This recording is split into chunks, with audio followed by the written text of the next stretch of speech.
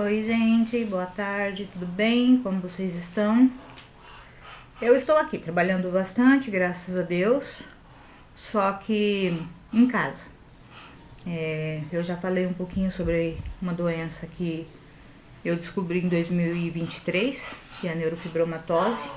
Então, esse ano já passei por 2 cirurgias, maio passei por uma. E nessa cirurgia houve algumas complicações, questões de nervo e tudo mais. Então, vou ter que aguentar um pouquinho o braço com tala, mas tá tudo bem, graças a Deus.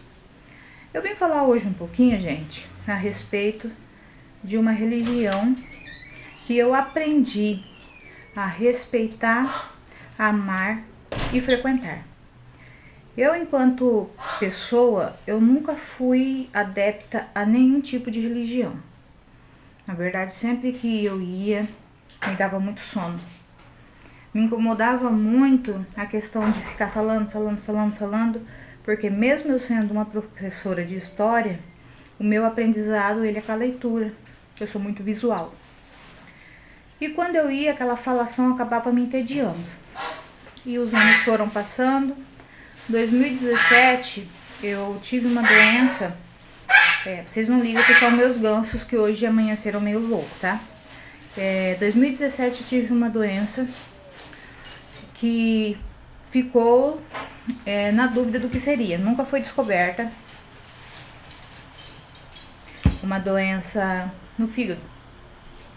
Certo dia, um amigo falou pra mim de uma casa de Umbanda, Pai Oxalá, que já tinha mais de 50 anos de existência e que já havia feito muitas curas. Eu estava totalmente incrédula a respeito, mas uma amiga minha que estava passando por um problema familiar decidiu que queria ir até esse lugar e falou: vamos, Lívia, vamos, Lívia. E não tinha nada a perder mesmo, pegamos e fomos até a casa. Para quem não conhece, o Centro de Umbanda Pai Oxalá, ele é um centro de Umbanda que está caminhando para seus 60 anos de existência, 56 anos na verdade ele está, e tem feito um trabalho muito bonito nessa trajetória. E eu não vou explicar em detalhes como aconteceu, mas a primeira vez que eu fui, sem acreditar, eu fui curada da doença, ao qual eu ia para Barretos para fazer um tratamento. Depois disso, eu ia um dia, daí não ia mais. Aí aconteceu um problema, eu ia, não ia mais. Mas a minha mediunidade, ela se deu desde a infância. Muitas vezes velada por sonhos, velada por coisa da imaginação de criança, mas nunca aceita. Só que depois que eu fui pegando uma maturidade, eu comecei a ver que realmente não era muito normal você conseguir identificar se uma pessoa vai ou não morrer estando em um hospital. Você conseguir, através de sonhos, saber coisas que não era para você saber. Você muitas vezes vê coisas que o natural não mostra. 2023 foi um ano muito difícil para mim. Um ano que eu descobri a neurofibromatose.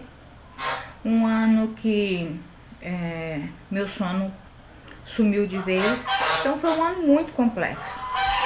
E certo dia eu fui, funciona toda sexta-feira, a partir das 6h30 entrega as fichas, 8 horas começa a gira, tá, pessoal? Quem tem uma vontade de conhecer e tudo mais. E uma sexta-feira que eu não tava aguentando mais, eu pedi pro meu pai que é evangélico desde criança, que ele me levasse até lá, porque eu não estava bem. E foi o que ele fez. Ele tirou todo e qualquer preconceito que existia nele e ele foi. E para muitos que podem estar me julgando ou julgando ele passou por uma entidade.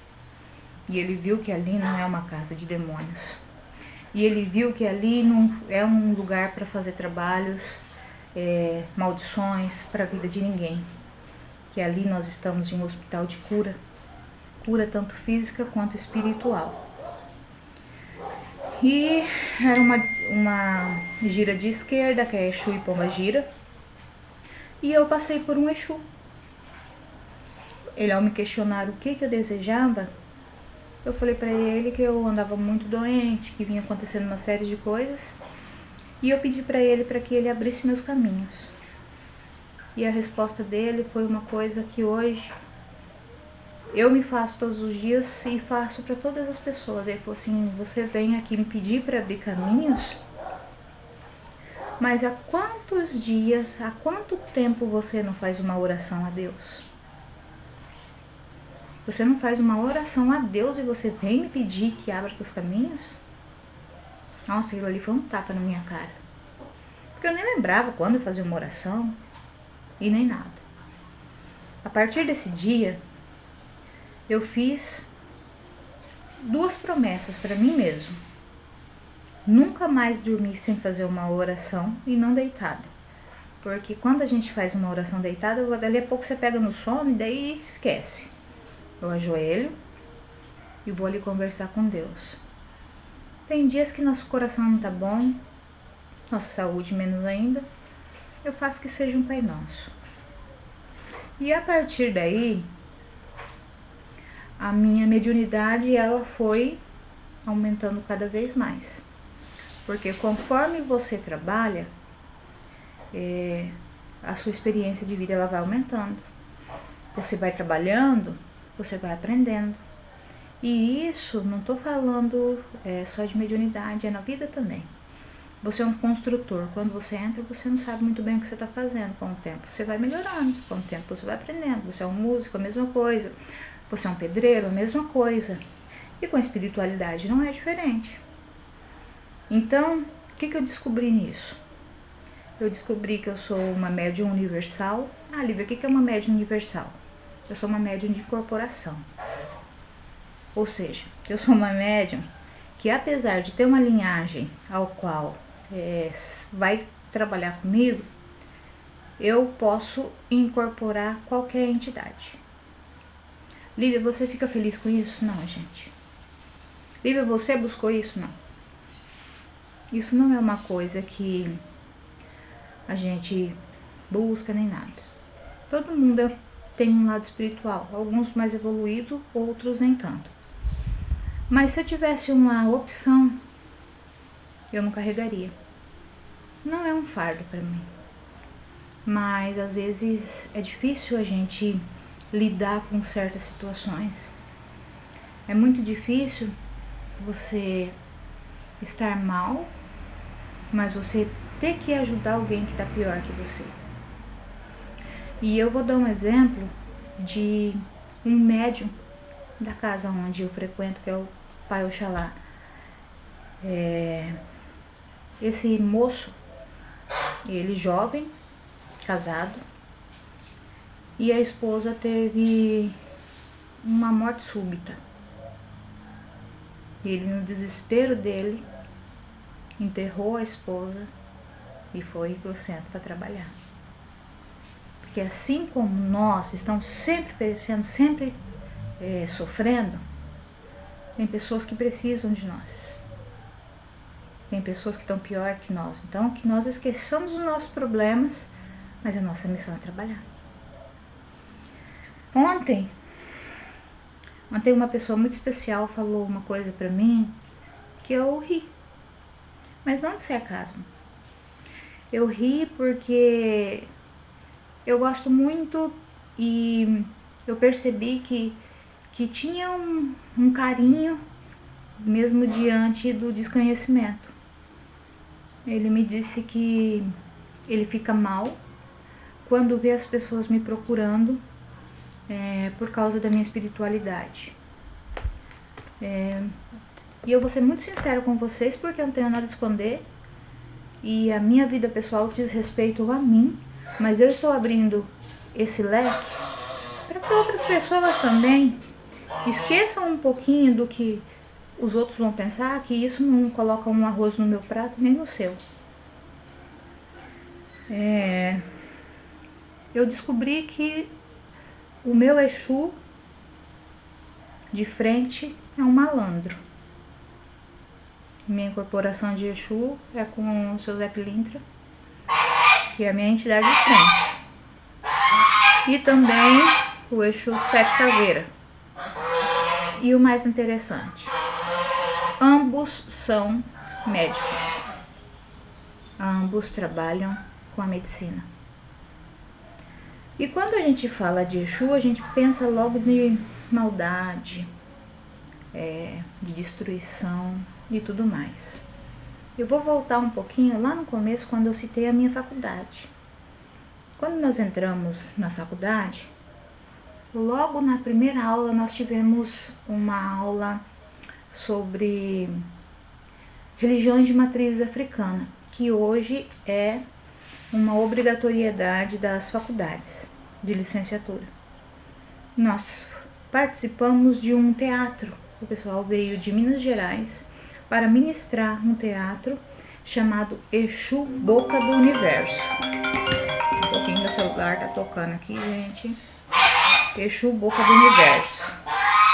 E os gansos continuam enlouquecendo ali. E nesse teatro, não era teatro, gente, perdão. Era peça, é uma peça teatral. Foi apresentado um rapaz simulando ser Exu e com uma saia de pênis. E esses dias, e aí que eles foram explicar, ninguém ficou entendendo muito bem, né? Alguns ficaram chocados, outros horrorizados, mas não entenderam muito bem o significado daquilo. Poxa, mas um pênis? Sim. Porque Exu é vida. Exu, ele tem uma fortaleza, ele tem uma força sobrenatural que é incomparável, tanto para o bem quanto para o mal. Ele tá ali naquela linha tênue. O médium é que vai decidir para que lado que ele vai trabalhar. E por ser um ser de luz, ao mesmo tempo como um ser de trevas, ele é considerado vida. E o pênis também é algo que traz vida. Então muita gente ficou horrorizado com aquilo e mais uma vez denigrindo como um ser demoníaco. Na Umbanda, nós não acreditamos em céu e nem inferno.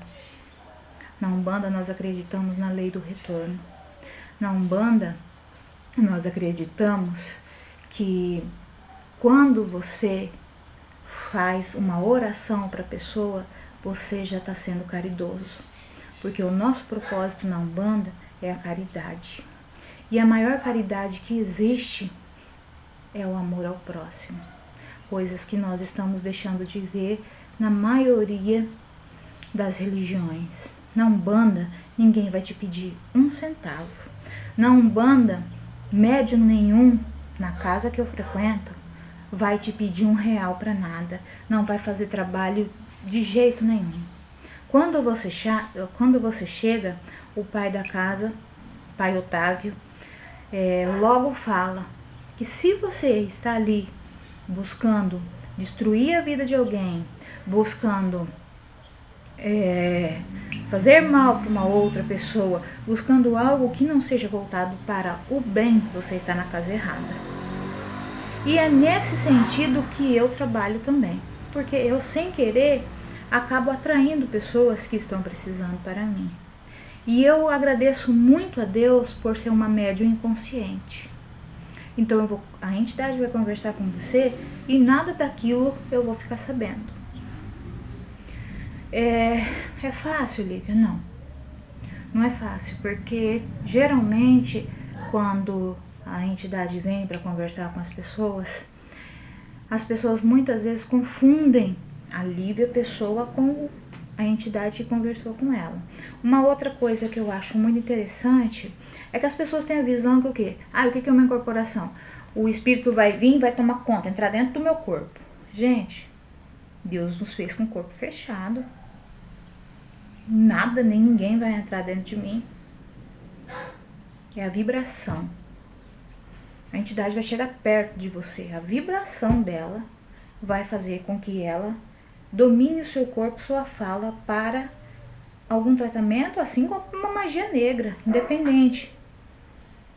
Só que a Umbanda, ela, no geral, ela segue mais essa linha de trabalhos para o propósito do bem. Não posso falar em nome de todas as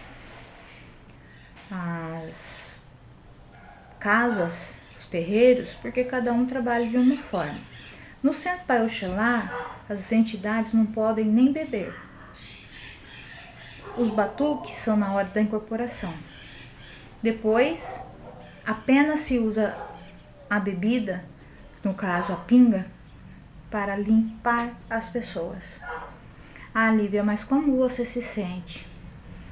Eu me sinto agraciada, mas ao mesmo tempo eu me sinto com uma responsabilidade gigantesca, porque você trabalhar com vida não é brincadeira. Você trabalhar ajudando aquele que está sofrendo não é brincadeira. E você ter que impor que uma entidade não possa fazer mal, não possa fazer nada, não é brincadeira. Só que eu sempre deixei dito que no meu corpo quem manda sou eu. Tanto é que uma das coisas que eu não permito e que os médiuns acontece com os médiuns é as entidades falarem que nós médiuns somos cavalos, ou seja, o espírito de uma personalidade de força ao qual eles usam para fazer o trabalho que ele precisa, limpeza espiritual, te dar algum retorno sobre alguma dificuldade que você está passando, te dar uma direção, te mostrar alguma coisa que você não conseguiu ver, mas eu não permito. Eu falo cavalo? Não. Eu não sou cavalo de ninguém, ninguém vai montar em mim. E eles me respeitam. Então, pessoal, a gente tem que parar um pouquinho de ficar vendo maldade em tudo. A maldade está nos olhos de quem vê. Nós precisamos conhecer. Uma coisa que meu pai sempre me disse desde criança é que você não conhece o mal sem ver o bem. E você não conhece o bem sem ver o mal. Porque muitas vezes fica essa questão, não, porque lá é do demônio, não, porque lá você só vai fazer coisa ruim. E as pessoas que me conhecem pessoalmente, as pessoas que já me viram incorporada, sabe que o meu trabalho é muito sério, porque de charlatanismo tem de monte, mas o meu desenvolvimento está sendo muito rápido. Então, assim, aquele respirado longo, sabe? São uma chuva de informações que vem chegando na gente, muitas vezes nos abala, muitas vezes nos deixam sem dormir, muitas vezes nos questiona, muitas vezes chega informação, tipo, uma coisa que tem acontecido muito frequentemente, é uma entidade chegar para mim e falar, eu preciso falar com tal pessoa, eu não sou da sua falange, mas eu preciso falar com tal pessoa. E aí eu vou chegar pra tal pessoa e vou falar, tem uma entidade querendo falar com você. Aí a pessoa vai chegar e falar assim, ela tá louca, né? De vez. E não tá sendo assim uma coisa lá uma vez na vida do morte, não, tá sendo muito frequente. E quando as pessoas vêm, geralmente vem desacreditado. E quando eu volto a si, vamos dizer assim, as pessoas no geral estão chorando. Porque eu já falo que eu não gosto muito de receber amigos, porque pode dar aquela falsa ideia de que eu estou usando o meu conhecimento pessoal para falar sobre algo. Só que eu sou tão agraciada que geralmente as entidades que vêm, elas falam de coisas muito pessoais, ao qual eu não sei. E ali as pessoas começam a repensar certas coisas. Seu Zé Pilintra é uma entidade que foi uma surpresa para mim. Eu já ouvi muito falar do nome, mas eu não sabia quem era essa entidade. E é a entidade que mais me acompanha, a entidade que mais trabalha é ele. E é uma entidade que tem feito muita gente sair de um estado de... chega a ser desesperador para algo de uma mudança muito radical. Para repensar as ações, para repensar os seus gestos. Porque Zé Pilintra é conhecido como um bêbado, né? Ele é um malandro, mas ele é um médico que cura muita gente, que cura muito coração, cura muita alma. Então, gente, vamos começar a abrir um pouquinho nossa mente. Eu sempre me permito, quando alguém me chama para ir em uma religião, eu nunca falo que não. Eu vou, porque eu quero conhecer. Eu não quero ser mais uma que só vou apontar o dedo e criticar. Eu quero conhecer. Então, galera, que a gente se permita conhecer outras religiões, outras culturas, mas que a gente vá com o coração e com a mente aberta para que isso aconteça. Porque o inexplicável só é aceito quando é vivido. Então a gente se pega muitas vezes incrédulos e a gente tem que ver para crer, né? E o inexplicável é só vendo. Então eu deixo meu carinho aqui para vocês. Se alguém tiver alguma dúvida, pode me procurar. E um convite, não para casa Pai Oxalá.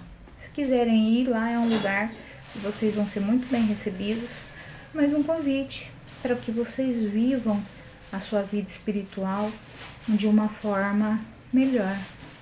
Nós precisamos de uma espiritualidade. E quem me fez refletir isso foi um psiquiatra. Pois é. Um psiquiatra me fez refletir sobre isso. Como que estava a minha espiritualidade? Nós passamos tempos difíceis e que eu falo para todo mundo. Vamos buscar a Deus. Vamos buscar aquilo que a gente crê. Vamos ter uma ligação maior com a nossa espiritualidade. Eu não estou falando de religião. Então eu deixo um grande abraço para vocês. Agradeço o espaço por falar um pouquinho sobre isso, porque eu sei que tem muita gente que se pergunta, né, o que a Lívia é hoje. Então hoje a Lívia é um bandista, médium, em eterno desenvolvimento e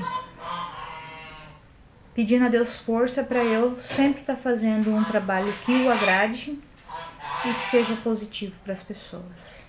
Então, um forte abraço e até a próxima.